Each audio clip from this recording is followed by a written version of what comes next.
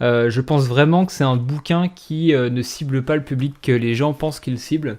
Je pense que beaucoup de personnes pensent que ça cible les adolescents assez jeunes, notamment à cause de l'humour. Et moi, je pense réellement que ça cible, tout comme Kaiju 8, je pense que ça cible plutôt les trentenaires, voire quarantenaires.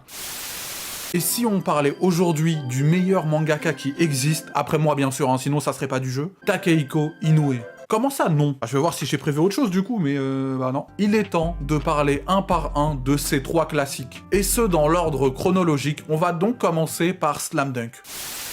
Une position avec 25 tomes, vous avez Jagan. Baki, 32 tomes, arrive en 5ème position. Maggie, également en occasion, arrive avec 37 tomes. L'Attaque des Titans, 40 tomes. One Punch Man, 55 tomes. Et alors Ascension, je sais pas ce que je vous ai fait avec Ascension. 74 tomes, et il y a quasiment que des intégrales à chaque fois. Et voilà, c'est là maintenant, tout de suite, l'heure d'aller faire une conférence.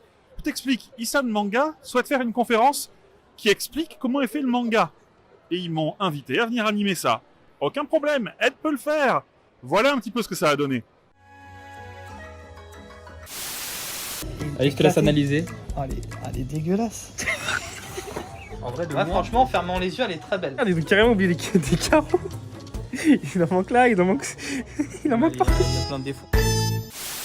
C'est un autre Furio, Sanctuary.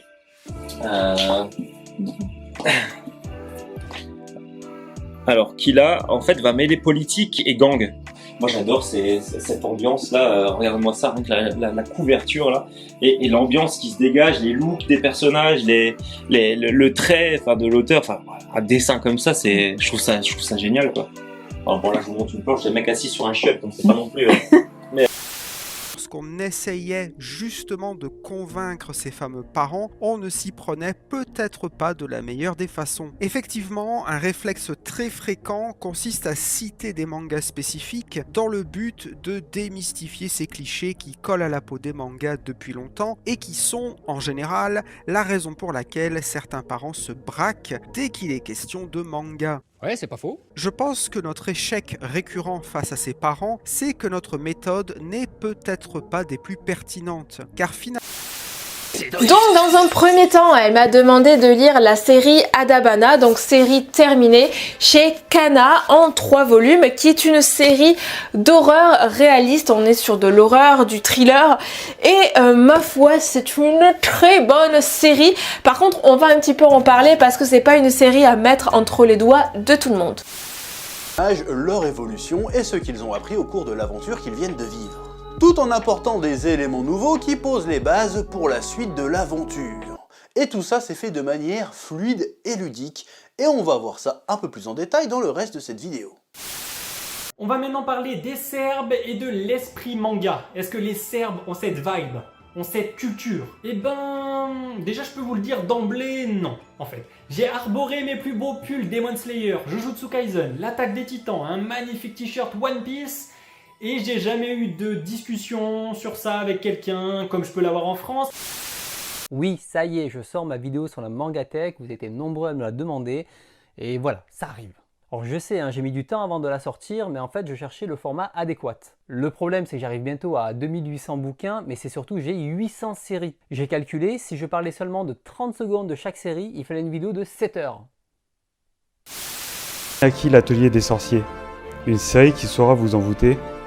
Chaque tome est une merveille à dévorer, avec des paysages magnifiques qui vont vous émerveiller. Les personnages sont tous très fascinants, chacun avec leurs propres univers et caractères éblouissants. Les dessins enivrants rendent le tout sublime, c'est une expérience de lecture absolument divine. Parce que tous les mangas qu'il y a sur le lit ne vont pas rentrer là sur le bureau. Là c'est déjà plein à craquer, j'ai pas envie de mettre des étagères derrière pour surélever et tout, ça me saoule. Je sais pas quoi faire. Un mot de dos. Oh oui. Un petit bébé. Oh oui. Zéro aspiration. Je pense que je vais couper et puis que je reviendrai quand j'aurai fini ou quand j'aurai réfléchi.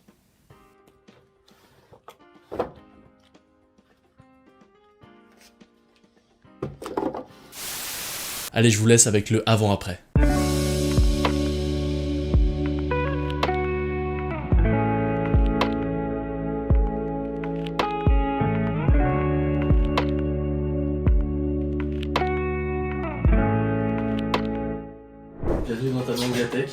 ta nouvelle mangatech. J'ai rajouté quelques petits trucs. Beaucoup même. Wow. Berserk, alors que à 2% derrière, à 38%, c'était One Piece tome 60. Donc peut-être que à l'heure où je tourne cette vidéo et à la fin où elle sort cette vidéo, peut-être que le pourcentage aura changé. Mais pour l'instant, on part sur du Berserk tome 14. C'est parti. Vous l'avez vu dans mon nouveau décor, j'ai déjà une mangatech, mais elle est absolument pas optimisée. Je perds une place considérable à chaque étage, et jamais je pourrais mettre tous mes mangas si je garde la mangatech actuelle. Il y a beaucoup de choses à faire dans la modification de ce studio. Mais première étape, on vire tout. Voilà, on va tout enlever, on va tout vider, cleaner pour pouvoir tout réinstaller. Vous avez remarqué en tout cas, mais si on s'apprête un peu plus en détail aux couvertures, on pourra en premier lieu remarquer qu'elles représentent chacune d'eux avec un personnage différent assis dans un fauteuil. Mais pas n'importe quel fauteuil. Chacun représente un fauteuil avec un design différent dont l'histoire et les significations collent au personnage qui est installé dedans. Par exemple, le tome 1 représente Lloyd assis dans un fauteuil LC2, qui est... Putain, le pauvre et tout, enfin, l'histoire était belle, l'histoire était émouvante, l'histoire est touchante. La deuxième, pareil, c'est une jeune fille qui se rend pas compte qu'elle est devenue cinglée et qu'elle harcèle son ancien petit ami, en fait. Et elle se fait du mal autant qu'elle lui fait du mal. Bref, c'est vraiment bien foutu, on est vraiment sur l'humain et le contexte de l'humain, la psyché de l'humain qui le pousse justement parfois à commettre des atrocités sans s'en rendre compte du mal qu'il peut faire à autrui. Le fantôme, c'est Sai, un personnage absolument génial, absolument badass sans vouloir l'être, parce qu'il est même plutôt fragile, etc. Mais il a un chara-design absolument génial. Et ce personnage est tout simplement un personnage qui a vécu il y a 1000 ans et qui était un des plus grands joueurs de Go de son époque. Il entraînait notamment l'empereur. De mangas qui, je sais, sont très appréciés dans la communauté manga. Et je sais forcément que l'issue de ce match fera des déçus, comme l'issue du match de Dorohedoro contre Alice in Borderland. Donc sur Instagram, 35 voix pour les carnets de l'apothicaire et 21 voix pour Blue Giant. Et sur YouTube, c'était beaucoup plus serré, avec 52 voix pour les carnets de l'apothicaire et 49 voix pour Blue Giant.